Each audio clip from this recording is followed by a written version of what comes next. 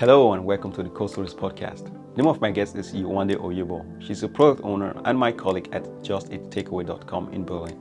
Yewande is passionate about using technology to impact people's lives. She enjoys writing about her experiences on her blog and mentoring young women in tech through meetups and organizations like Wenters.com and SheCodeAfrica.org. Yewande talks about her self-taught journey to product management, the NSAS protest in Nigeria, and how she could get a job as a product owner in Germany from Nigeria. Enjoy. Yewande, hello. Hello. How are you doing? I'm good. And you? I'm doing great. Thank you. We finally made it. Yes. After so many months Yeah. and weeks of talking about it and Yes. planning and everything, Yeah. we're here. So you recently moved to, I think, Lichtenberg, right? Yes. Yeah. So how was it? It was a little bit of, because of the corona thing, it's a little bit of stress, I guess. Exactly. Well, the first stress was finding an apartment in Berlin. That's a full-time job by itself. And then moving by myself, trying not to have too many people help out so that we don't, get ourselves infected. Just not to get so many people out of the house. So it was interesting moving in by myself, trying to set things up, buying furniture. So you managed that all by yourself? Well, I had a few, some friends helped out here and there, but I did most of it myself. All right. Great. So how is life in Germany together? It's interesting, to say the least. It's a combination of so many things. I like it so far. I really like Germany. The language barrier is there because I still can't speak a lick of German. Wie geht's dir? Good, and there? Mir geht's auch gut, dankeschön. You see, it's perfect. I'm lost after that. So it's been interesting. I've met a lot of very good people, cool people. People have been more helpful than unhelpful. There's still like a cultural barrier sometimes. Some things get lost in translation, but I think people are pretty nice here so far. I like what I do. I've made friends, luckily. And it's good actually. Great. So tell us a little bit about your background, how it all started with product owner, school, college, childhood, teenage years. So just give us like a quick insight overview. Is there a quick overview to this? Okay, I'll try to summarize it as much. But I'm from Nigeria. I grew up in Nigeria. I have been living in Nigeria until I moved to Germany 2 years ago. So I studied computer science in school. I have a bachelor's degree in computer science from Covenant University. And then after school, I didn't want to do computer science because I didn't know my career options with computer science. So I decided to transition to finance, which is something a lot of people don't know about me. I decided to move to do something more where I can see the money. I did that for a while, then did my Nysc, which is a service program with Nigerians have to do. So if you finish school in Nigeria and you want to work in Nigeria, as a Nigerian, you have to work for the government for a year. So they make you work, or they post you to work in either a government school or a government institution like a ministry or a bank that is used by the government. So you do that for a year, try to get work experience. They take you to a city where you haven't lived or worked in before, so you can also integrate. As Nigeria is also a multicultural society, so the whole point was to get people to know other Nigerians and themselves. Okay, so this doesn't get too long. I did that for a year, and then I looked for a job for a while, and then I started working with Microsoft. Worked with Microsoft for 4 years. Then started my own business. You worked at Microsoft? Yes, I did. Wow, that's great. How was the experience? It was really good. Interesting experience. It was a multinational company. The products were really nice. Of course, everyone knows Microsoft products. It had its issues sometimes, but I think the working culture was really good. Of course, it wasn't perfect. But the fact I got in as an intern in Microsoft through a program called For Africa. So I felt very lucky and fortunate because it was Microsoft opening its arms to employ and train Africans in tech, in sales, in marketing, in business. So I got in through the program, and it was a year, and after the year I got retained and I became a category manager. I had a couple of roles in-house and I settled to become a category manager with Microsoft. So that's it in summary. After that, I had my business where I was an IT consultant for very small brands. I also had a fashion brand. I also had I was working with had something to do with agriculture. It's very normal in Nigeria to have more than one side hustle, more than one business, even while you're working. So I took advantage of that. And then eventually I moved to Hamburg, where I was a product owner for a small startup. And then now I work with Takeaway as a product owner also. And yeah, that's it in summary. Great. And I think you also worked as a teacher or something? Yes. So that was during my Nysc program. So like I said, the government makes you, I don't want to say they make you work because it's not like it's compulsory, but it is compulsory. So they post you to either a government school or like a ministry.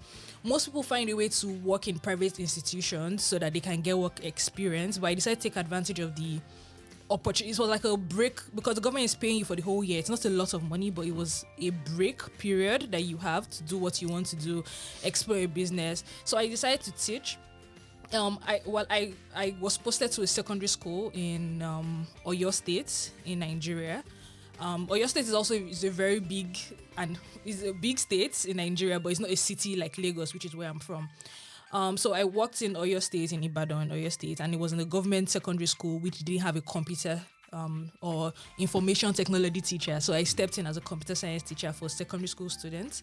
I was teaching all the classes we have junior secondary and senior secondary in Nigeria. So I was teaching from junior secondary, that's JSS 1 to, so we have JSS 1 to 3. Then you move to senior secondary 1 to 3. So I was teaching all the classes, computer science in there. And then I think I probably could have left to, smuggle my way into a kind of company I wanted. But one, there were not a lot of jobs available. And then number two, when I started to teach, I noticed that a lot of these students, even the ones in SS1, SS2, SS3, SS3 is the last class before university or A-levels, they didn't know how to use a computer. I was even very surprised. A lot of students had not seen a computer before. And yeah, this was... And which time was that? That was how long? This was in 2012. 2012, okay. Yes. You think things have changed a little bit by now? Hopefully. Yes, I think so. Right? Especially after I left there, I think we had like a mobile phone boom in Nigeria. So we got like cheaper mobile phones, so it was more accessible to people. Data plans also became cheaper. So at least these kids would have heard about Instagram, they would have heard about Facebook. When you're on Facebook or when you have access to the internet, then you have access to so much information. So it's possible that now they know how a computer looks like. They might have seen it or might not have seen it in person, depending on their background. Because you also have to know that in as much as it was a government school, there were students from multiple backgrounds there. There were people that maybe they didn't have parents, for example, right? Or after school, they had to work to support themselves and their siblings. And there were people that came from privileged backgrounds who probably had a computer in the house. So the information they would have about technology and the world and computer will be limited, but I think it will be better than what it was in 2012. Great.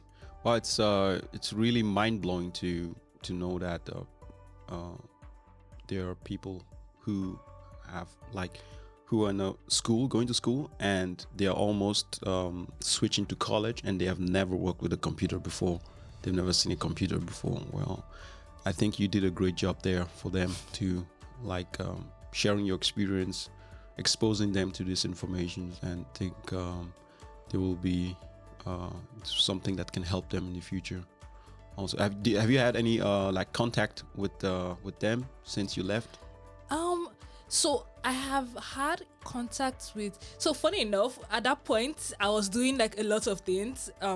Because I was teaching from 9 a.m. to 1 p.m. So I had some free time. So I was learning fashion design, and then I was also volunteering in other places and to do other things. So I was also volunteering to teach other kids maybe things like leadership skills, which I was learning myself, right? Yes, I was doing a lot of things, and I've actually heard back from students outside the school that, oh, your experience or you talking to me, you training me about these things made a difference in my life. So I have gotten, like, it was very surreal the first time I heard that. Sent a message to me that, oh, you taught me in so and so like program, and I've gotten a job now. Like, it was very that's great, emotional. that's amazing. Okay, and you then, okay, before we move to the next topic, let's talk about a, let's say, controversial topic in Nigeria right now, SARS. So many. One of the countless events that's going on in Nigeria, SARS. The first time I heard about it, I was thinking about some kind of a disease or something. SARS disease, or like, okay, what is that? And then say I heard about police brutality. SARS stands for Special Anti-Robbery Squad. Yeah. And I was like, what's bad about them? They're anti-robbery. They're stopping people from stealing, stopping people from robbing other people. So, and the reason why I mentioned it came to my mind, or the first time I was exposed to this SARS thing was when software developers, Nigerian software developers, were complaining in Twitter. They were protesting, talking about how they are being brutalized by these people, how they are being threatened, intimidated, and people are being killed, raped, and all this kind of stuff. And I was like, what does this have to do with programmers? And so they would say, okay, if you have a laptop, if you have a computer, if you have a tablet, and you are most likely going to be a target of this group, of these people, because that's how actually that's how they just go to reach out to people, or they go to people and, hey, what are you doing on your computer? And then you're trying to, I'm a software developer working for this company. No, it's not true. Give me your computer. And then they take them somewhere, beat them up, take their money. So I was like, oh wow, this is something that is very present in Nigeria. So how was your experience? You were working in tech in Nigeria also, and I'm sure you also had like a device, laptop, whatever. Did you had any experience with these people? Yes, I did. The topic about SARS is a very unfortunate and sad topic, really. I did have personal, I think about 2 or 3 personal experiences with them, and then one was really violent. So about the End SARS campaign, it started, I think, last month. That was in October, right? Where there was a video went viral about these people attacking a man and then taking his car, stealing his car. And then people are like, you know what, enough is enough. We always hear stories about SARS. It's a normal thing. Someone comes online, oh, SARS arrested me today. I've been in the cell for a week. I had to withdraw all the money from my account to give to them. Yeah, it's very popular. And it's something that has stemmed from abuse of power. These people are an arm of the police. So they are armed with guns and with the power to stop people, to talk to people.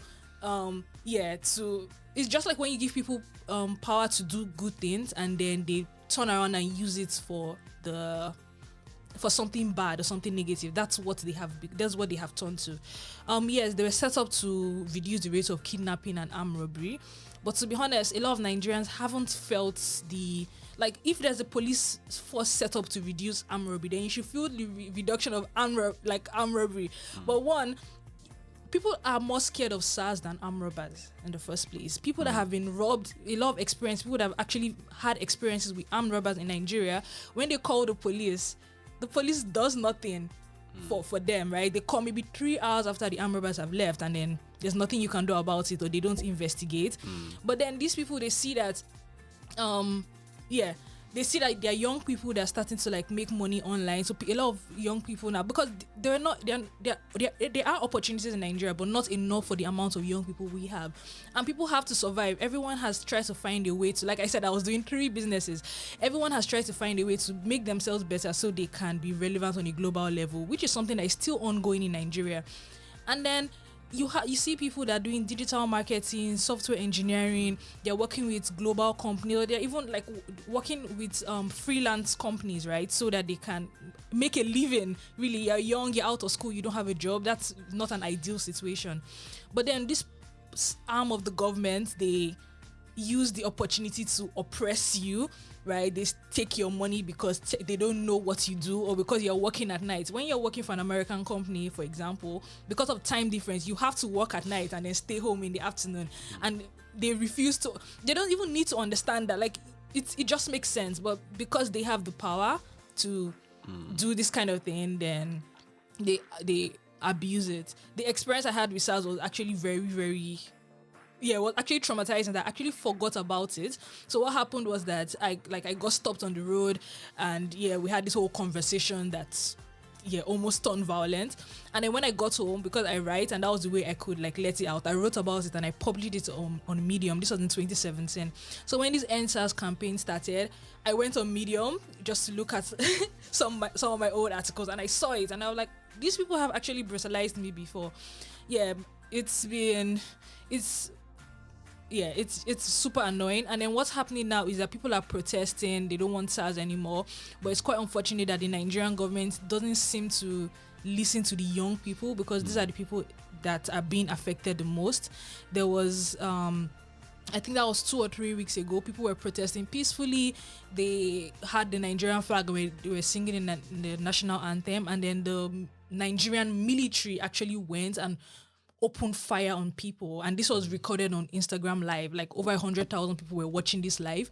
And I think it's even sadder when it's one thing when people are attacking your country, right? So maybe there's a terrorist group that is sponsored by an external force, but it's sadder when it's your own country that's attacking you. You're like, where do you get a break from? Right? So I think that's the story with NSAS. I really hope that something changes eventually. I think for me, I'm really proud of the young people that are able to stand up against SARS in protest, in speaking out for other people. They're doing a very good job. Protests are happening in Nigeria. They're also happening everywhere in the world, like in the UK, even in Berlin here, in a lot of cities around. People are speaking out for their rights, which is something we haven't really done before. We've been scared of getting killed, but you shouldn't be scared of your own government, right? Or you shouldn't be scared of people that should serve you. And I think it's very empowering to see this happen in this day and time, and know that we can speak out for ourselves. Yeah, especially thanks to the internet, that bad news can spread very fast. You can record it on your phone, upload the video on the internet, and people can actually see what is going on. So your first destination to Germany, to Europe was it Germany, or was it? It was in Germany. In Hamburg. It was in Hamburg. So you moved to Germany, and then it was Hamburg that was your first destination in Germany. Yeah. And in Hamburg, you were also working as a product owner. Yes, I was. All right. For how long? So I worked in Hamburg for about 8 months ish. Then I wanted to move to Berlin, so I stopped working there for a while, and then eventually moved to Berlin. Okay. And then before you left Nigeria, how did you got in touch with companies in Germany? Because that's something that's I think it's important for people who might be watching or listening to this podcast who are living in Nigeria, and they might be looking forward to also take this move to abroad, if it's Europe or America, whatever. They might be want to know how you did it. So were you applying? Did someone come to you? How did that work out for you? Funny, that's one of the most asked questions that I get. And sometimes I From feel like from Nigerians? yeah, from almost everyone, because they're like, how did you move from Nigeria here? Like, you just got a job and you moved. Like, where does that happen? I sometimes I feel like my answer isn't sufficient enough, but I'll try to explain as much, like, as well as possible, and so it's not so long. I think for me, it started from while I was with Microsoft. So I was a category manager, as I said, and I was looking to change careers, right? So my manager at the time told me about product management, made me to start researching about it because he thought I would make a good product manager. I started researching about it, and then I immediately started applying to product management roles. I started getting no's right from the beginning. But then I spoke with multiple product owners or product managers in my company, but not working locally. Started reaching out to people. How did you become a product manager? What do you do day to day? And then based on their feedback, I created a curriculum for myself to learn about product management. So I knew I needed to learn about tech, about business, and about design. So I learned about I had a tech background, but I hadn't been working as a technical person for a long time. So I decided to start shadowing the very technical people in my company. So the IT consultants, the people that were meeting with CTOs of the banks, developers, everyone. I started shadowing them and watching what they were doing. I also used resources like Free Code Camp to learn basics of coding, Udemy, Udacity. I started really learning about it. Business, the same thing also. I had businesses that I was doing, so I started deliberately applying the concepts I was learning to my business. And about design was just meetups, networking with people, talking to people. I was like asking everyone that I started to know a lot of Nigerians working remotely, especially with Andela, especially with just the way social media was rising in Nigeria at that time. So I started talking to people. How did you get this job? What did you have to do? Where did you apply to? So I think after I had gotten my research, my plan initially was to work remotely, either as maybe a junior data analyst, because I had done some courses in data analysis, or a product manager. So I started looking for remote jobs in everywhere around the world. So I was using sites like remote.io. I was using sites like Upwork, Angel.co. Yeah. I have a list of sites that I was applying to like everything that fits my skill in those jobs, but I was mostly looking for remote jobs. Eventually I found honeypots.io and talents.io, and I also put my profile on there, looking for remote jobs. Luckily, because I had a good portfolio, that was one thing, because everything I was doing for my, like, the businesses, I will put it on it was a PDF size, but it was really nice. I designed it really well, this is what I did. Even if it's things like digital marketing campaigns I was doing, I'll put like the details on there that this is what I did, this is what I achieved. So I had my portfolio, I had my resume, I had my businesses. I put myself out there online because I had my blog also, documenting what I was doing. And eventually I started getting calls to interview. So I started interviewing for remote jobs and got a lot of no's. Eventually I interviewed for my company in Hamburg. I thought it was remote also, but then they mentioned that they want their product manager to be in the country. And fortunately I got the job. And then I moved to Germany. Wow, that is amazing. Great. I think I hope people are going to be taking notes when they listen to what you just said. I think your CV, your presence with your blog you were using, also your presence on the internet using your blog was also something key aspect of you being noticed outside, because this is something I always tell people who are looking forward to get a job in tech or whatever.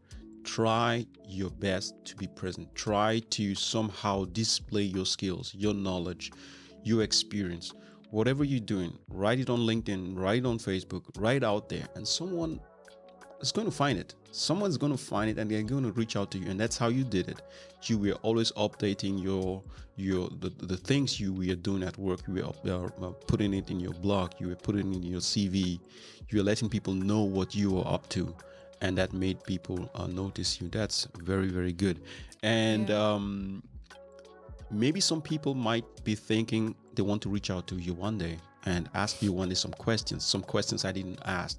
Are you open to that too? Yes, I am. Depending on the kind of questions you're asking, I'm very open. Like on Twitter, You I'm want to get me a job now, please. Get me away from Nigeria. blocked. Yeah, so yeah, I'm very active on social media, so I'm open to questions. I also like started volunteering for a friend's company called Wenters, where she connects like female mentors with two mentees. So yeah, I try to do that. I try to do a lot of community advocacy and development, which is I did a lot of that in Nigeria, but now I'm streamlining it more to people that want to work in tech, people that are looking for jobs as either product managers or they're looking to get from one level to the other. My blog is also very active, not so much recently, but yeah, I'm still active. I respond to comments as much as possible. Great. Yeah. So if you have questions, send it to me, and then I will find a way to respond. That is amazing. And now you're working together with us, Takeaway. Yeah. And yeah, I remember the first time I heard your name, Yewande. I was like, oh. And someone said, yeah, she's from Nigeria, and we're going to have she's going to presenting a challenge in a meeting soon. And I was like so excited. Oh, someone from Nigeria is coming to the company, and and yeah, then met you, and after your presentation, we came together with the team, and we were like, hey, we definitely want her to join us. And now you're here. We're very excited that you're part of the team. And so you've been doing home. I think everybody's doing. Most people in the office have now been doing home office. Home office, yeah. How has that been for you? You did this experience sitting at home all day, working from the bed. It's been very interesting. I was told I used the word interesting a lot, so you can count that. Funny enough, one of the reasons why I joined Takeaway was because you joined my presentation. Oh, yeah. Okay. Like two things I learned really fast when I moved to Germany. Not even before I moved to Germany. One thing, when I was interviewing for a lot of jobs, I know that your personality gets you in more doors than even your knowledge. Yeah. So that was one thing I know. And then the second thing was that I also really wanted a place where one of my key points where it's like diversity was very important for me. Like seeing a person of color, very important. Seeing women in tech was also very important for me, because I had like some very funny experiences last year, and I attributed it to the fact that this wouldn't have happened if there were other people like me in the room. So one thing I was looking for with Takeaway was women, and then also other people that looked like me, like black people, people of color, also very important. My first interview with Takeaway were with two ladies, with Nestle and then Farah, and they were like fantastic. I liked them immediately. I'm like, I would like to work with these people. Like, this was a good impression, putting women in front of me on my first interview. Then when you also came into the room with all the developers, I'm like, there's a black person here in Germany. I'm working in here. So yeah, I don't think I ever mentioned that to you. But working from home has actually been, I would say, good for me. This is the year this is the first, like one of the first years in my life that I have been able to rest. I'm always on the go. I'm always doing multiple things at the same time. I'm always moving around, taking advantage of opportunities. But this year I have been home. I have been relaxed for like the first time. So I have been able to reflect. I have been able to, I work out. I have time to read. I have time to just do random things that I never, or just sit at home and do nothing. I have never done nothing before. So yeah, and I find it a blessing that I can do nothing and I'm still employed at the same time. I know a lot of people don't have the opportunity to do that. So yeah, I combine, like, it's a privilege I have, but I'm also learning every day to embrace my privileges while still helping people that don't have the same privileges. So I think that's my biggest lesson from this year. Just like resting and chilling and not running in traffic, on the trains.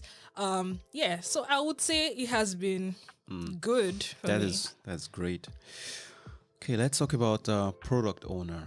So I think in Nigeria is the profession, is it well known? Is it, do people know about product owner?